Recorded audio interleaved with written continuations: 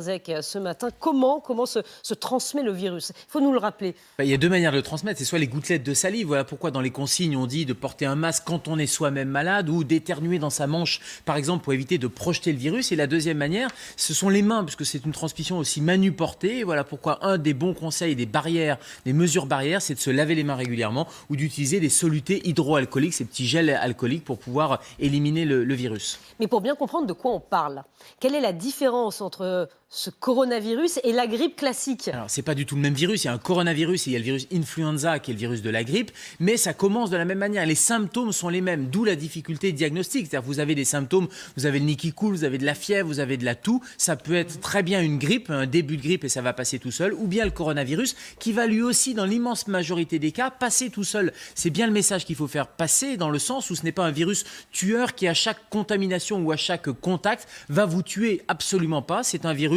qui va s'éliminer et il est probable que dans le cas du monsieur de l'Oise qui est décédé, la personne qui l'a contaminé, les symptômes sont passés totalement inaperçus, voire la personne était asymptomatique. Donc ça, c'est la bonne nouvelle. Ça peut se guérir tout seul. La mauvaise, c'est que ça a pu contaminer d'autres personnes. Mais en tout cas, c'est une fraction minime. C'est moins de 5% des patients qui se retrouvent en réanimation avec des pneumonies et des complications gravissimes. Voilà, et on rappelle effectivement qu'il y a des masques qui vont être mis à disposition, Sébastien, pour éviter de contaminer les autres. 15 millions de masques de la réserve nationale, annonce du ministre de la Santé hier pour faire face à la forte demande et au début de pénurie dans les pharmacies.